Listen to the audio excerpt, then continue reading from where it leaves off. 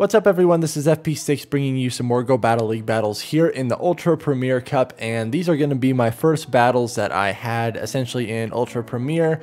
These are taken from yesterday's Twitch live stream, and I was running this team of Shadow Swampert. I just recently built this Shadow Swampert. I think its IVs are like 1, 10, 11, very decently ranked for PvP. It's like a rank 60 or something, and then a Lowland Muck as a safe swap, and then S Cavalier in the back. I actually think I first saw this team on a tweet that PvPoke tweeted out, and it like showcased that like this is one of the teams that was featured on it, and I thought to myself, you know what, this is a really smart team, because like Swampert, especially Shadow Swampert, the Hydro Cannon damage is really nice. I'm running Sludge Wave to give myself more coverage against the flyers like Gyarados, like Dragonite, stuff like that, where Hydro Cannon and Earthquake would be resisted. Same with like against like Tangrowth or Abomasnow. It's really nice to have that Sludge Wave nuke there, and the Charmers as well as a nice little surprise factor there. But then Alolan Muck and S Cavalier both beat the Grass types, which are Swampert's worst matchups. So I'm gonna be honest, the gameplay in here is a little clunky. Ultra is definitely, again, probably my worst performing league, and so I'm really trying to decide on a team that I want to run for these 2 weeks of Ultra here, and really try to build some mastery with, like I was able to do with my Toxicroak, Sableye, Skarmory team in Great League. Had a lot of success with that. Ultra League, as I mentioned in my previous video, is just so diverse in the meta. Again, there's, in my opinion, is not really a clearly defined meta, so there's going to be a lot of different matchups that are going to be flying at you very quickly, and when you are surprised by a swap, or when you are uncertain of a certain matchup, this creates slow swaps, and mistakes are bound to happen as well, which I definitely made some mistakes in here, but I also ran into some difficult team comps. I also tried this team with a Skarmory in the back instead of S Cavalier, and I'm going to be on, I only have a level 40 Skarmory actually, because I just do not have enough candies to power that thing up. It is a Hundo Skarmory. I don't have it best buddied quite yet, but that thing just does not perform as good as it could if it was level 50. So I think I'm gonna hold off on the Skarmory until I can power that thing up at least a couple levels. I need to find a Skarmory nest or something, because I did use it for a couple battles, and I was very disappointed in not only the tankiness but the damage output that it was able to do. Just definitely did not perform how I wanted to. But I have my, let's go ahead and jump into some of these battles here. By the time you're watching this video, Katie and I will most likely be on a plane flying back to Washington State to visit some family. So we are really looking forward to having some time with family and being able to relax a little bit. We are on our Christmas break starting tomorrow, so looking forward to that. The Tangrowth goes for the Rock Slide, and then I get Vine Whip down, which is not great. But I'm going to be able to get some energy on my Alolan Muck here. Unfortunately, they throw the Rock Slide, so this is not good. And this person, if I remember correctly, yeah, is running Tangrowth Double Fire. Tangrowth Double Fire. Yeah, my team does not stand a chance there. Good game. All right, we're in the mirror match. In this mirror match, honestly, it really boils down to who's going to be able to sneak in an extra mud shot, and it's a mechanic that is not always consistent in the game, so it is a little bit scary. You need to keep your eye on your opponent when you're throwing a charge move here to just double check that they didn't sneak in an extra mud shot. Because my Swampert is decently PvP ranked, I'm assuming that I will lose CMP ties, because the Shadow bonus does not factor into the CMP type, but it looks like I'm winning CMP against this, so they must have a very highly ranked Swampert. I get the last shield, and I think at this point I actually can make my last shield as well, and then I get fancy with a catch here. I'm going to catch on my Alolan Muck. I knew that they were probably going to be mashing that Hydro Cannon as fast as possible, and so I'm able to catch it there. They bring out S Cavalier, which is a good response. I'm going to be able to get off a Dark Pulse. This S Cavalier is not going to be able to counter down a Alolan Muck. It's hitting for non-stab neutral counters here. This Drill Run is for sure going to take me out. Thank goodness they did not farm up anymore. I have a Hydro Cannon stored. So I'm going to click it immediately. And then I'm seeing that my switch clock is still barely not up yet. But I really want to get out of here so I don't get farmed by whatever comes in. Thank goodness they wait out the clock. I'm able to farm down the Swampert before they get off a move. And they were running my exact same team. This was a mirror match. But because I was able to catch that Hydro Cannon on my Alolan Muck and store my own Hydro Cannon, it put me in a pretty favorable scenario. And just the way that the counters worked out in the back, it was able to actually flip in my favor.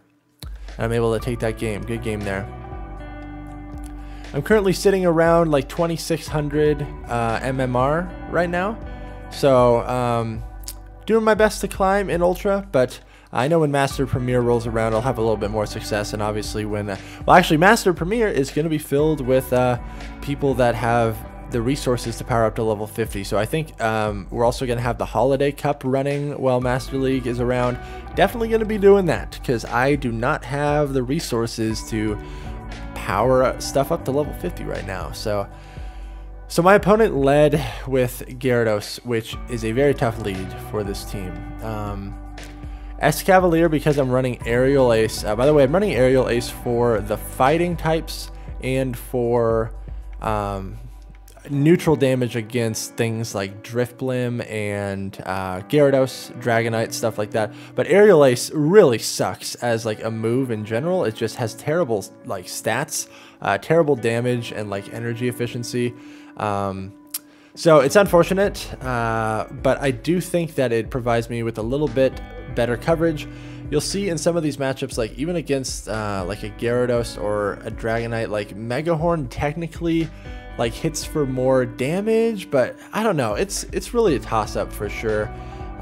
Whenever my Escav is stuck against like or a Togekiss as well, the Aerial Ace chip damage is really nice, or against a Charizard the Aerial Ace chip damage it's very tough. I wish Aerial Ace was just a little bit better, but then you would have Pokemon like Tropius and stuff be kind of overpowered.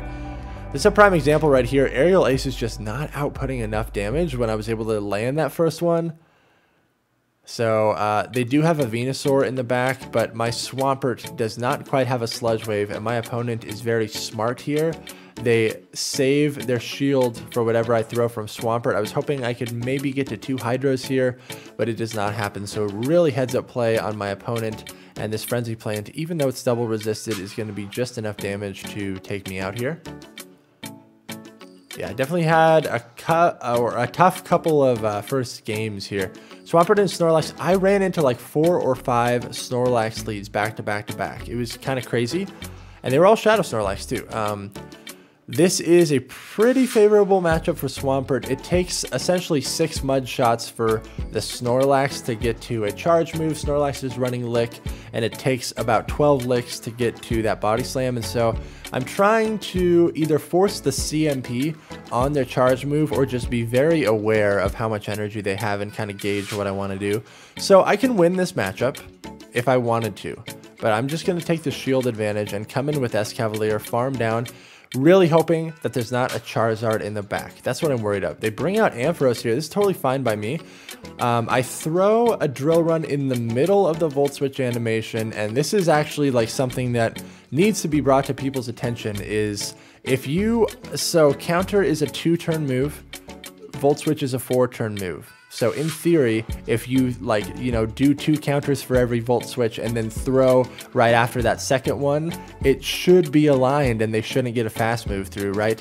No, absolutely wrong. It's very inconsistent, and it's way too punishing if you let them sneak through an entire Volt Switch instead of just half a Volt Switch. So I find that I get more consistent performance with energy management if I throw in the middle of a 4-turn fast move animation, because if the game even slightly lags, your opponent gets that free fast move through, and then you've given them so much free energy instead of just half of that. That's the way that I view it. Gallade lead, the Leaf Blade would like easily one-shot me here, so this is the first time I was actually able to successfully catch a Leaf Blade on my Alolan Muck. This is what I originally intended in some of my previous matches, but it did not work. They were extremely slow to this swap. There's a free Volt Switch, you hate to see it. So I just go for the heavy hitting move and they let it go through. It's good for me. I could have possibly shielded this, but I felt like I would have been volt switched down. There's another free volt switch, really sucks. I know I'm going to come out of this with a shield advantage. So one mistake that I made in this matchup, or at any time I was against an Ampharos, was I thought Swampert won CMP against Ampharos, but that is incorrect. Ampharos actually has a higher attack than Swampert. So here you see me like trying to throw a move, and I lose CMP, and it feels terrible. I know that they still have the Gallade in the back. They actually bring in Snorlax, and then big mistake by me again. I should have just swapped into Escavalier right away. Right when I had one Hydro Cannon's worth of energy is when I should have swapped. I knew this was going to be a superpower. They have no reason to not throw that. But this Gallade has some energy, which is not great because they were so slow on the Ampharos swap in the secondary matchup. So we go for Aerial Ace, but this thing is... I have to call a Leaf Blade bait, and I'm incorrect because I knew that they would essentially be at 2 close combats, so there's really nothing I could do.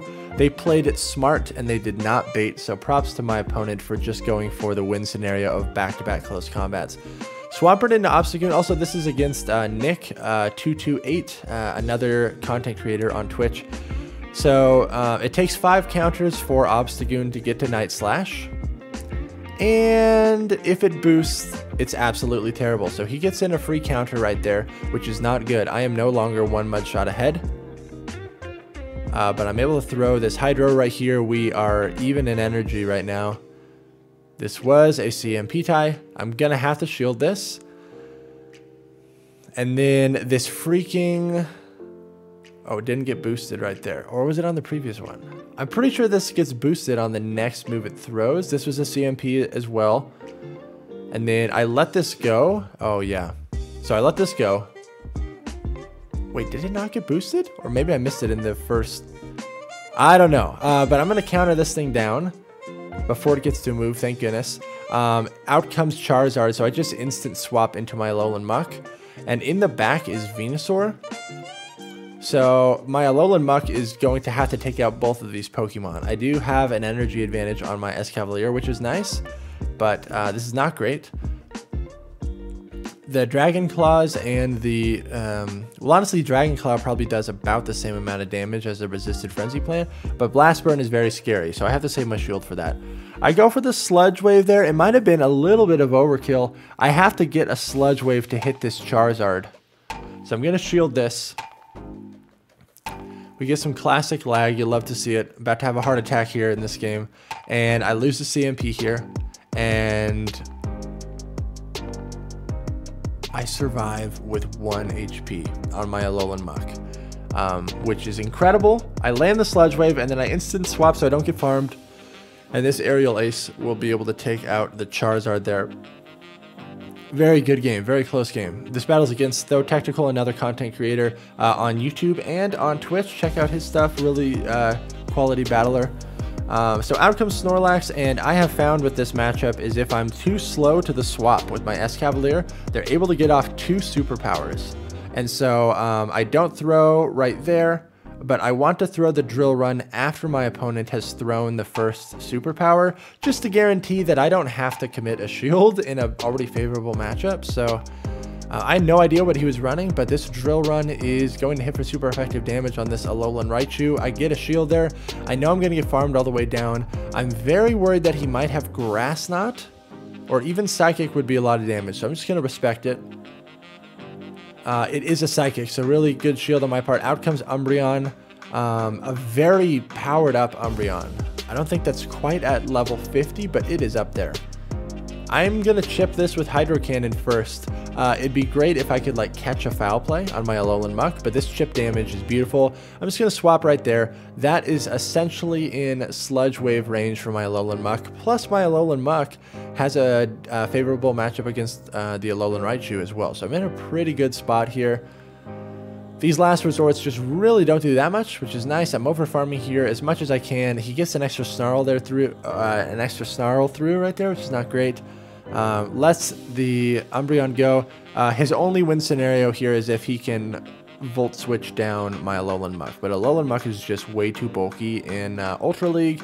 It's really able to achieve some nice stats there, and so this Dark Pulse should be enough to KO this Alolan Raichu. Alolan Raichu is pretty glassy, so I'm able to take that game there. Good game. Definitely had a favorable team comp there. All right, Drift Blim leads. So it takes 4 hexes to get to an Icy Wind, 5 to get to a Shadow Ball, but there is a little bit of like residual energy overlap, I think, on like the 3rd or 4th cycle. So you kind of just need to sometimes be like 1 ahead on your counts of what you think. I do correctly shield up that Shadow Ball, which is good for me. Over farming here. I know my Swampert would win the CMP tie, if I remember correctly, against this Drifblim, so I'm farming up as much as possible. They get another Hex through, and I'm going to throw back-to-back Hydros here. They shield that, and I'm just really hoping that this is an Icy Wind. But my opponent, like, props to them. They are not baiting. Straight Shadow Ball. They're able to take that matchup. So I'm going to bring in my Alolan Muck and just go for a pretty hefty farm down here. Essentially going to snarl this all the way down. Really heads up play by my opponent again, switching out to avoid being farmed, but luckily I do have a response to this Empoleon. I don't need to shield this, and I really shouldn't shield this because my Escavalier is going to be useless against the Drifblim, which is why I farmed up as much as possible because I wanted to be as low of health as possible so I don't get farmed as much by the Drifblim. They still get 3 hexes through, which is nasty. I have to no-shield this Icy Wind. I still don't know what's in the back. At this point, I'm just hoping that it's a Venusaur. I'm really hoping it's a Venusaur. I'm going to be able to take out this Drifblim. I can't farm up anymore. The fact that they're staying in here makes me think that they're weak to it. It's an Executor in the back, and I have been debuffed, so in my head, I thought that I needed 2 charge moves. But in reality, look how much this does. Holy crap. I should have just went for 1 Sludge Wave, and this would have been a good game, but we're able to get to those 2 moves anyways and take out the Shadow Executor. My gosh, that thing got demolished. It's so glassy, especially, you know, without shields. All right, terrible lead, so gonna use the safe swap. And they're staying in, which is, and then they are very slow to swap into Lapras. So all I have to do is win switch at all costs. Even if I am out of shields and they have 2 shields, it is absolutely worth it to win switch here, no matter what. I'm just going straight Sludge Wave. My opponent plays this really interestingly. They go straight for the Skull Bash, which if I'm in the Lapras's position here, I just go straight Surf. It's more energy efficient. I build up enough energy to bluff the Skull Bash, but Surf is more energy efficient. And as you can see, I'm going to be able to win back switch here. And they shield this. I'm up in shields. All I got to do is snarl down. So right here, I'm like, okay, I'm probably going to get hit by 2 Surfs, but they Skull Bash again. All this does is give me more energy on my Alolan Muck, so I don't quite understand that play. They instant throw on their Venusaur, props to them. But now Venusaur is out of energy, and I get to bring in my Escavalier. I'm assuming they're going to switch, and there's the Charizard, and I immediately switch into Swampert. I'm always keeping my eye on that top right corner whenever you're in a favorable scenario to try to really time those swaps as quickly as possible. Look how much damage that Hydro Cannon did from Shadow Swampert. Pretty impressive there. I'm going to trot it down. I'm going to get farmed by Venusaur, but it doesn't matter. I'm just going to get to this Hydro because I'm not going to be able to get the Sludge Wave, but Escavalier is going to be able to clean this up. Thank you all so much for watching. Make sure to like, comment, and subscribe if you appreciate the content. Best of luck out there in Ultra Premier. I'm going to continue trying out some different teams and bringing you all some different teams to try. So I will catch you all in the next video.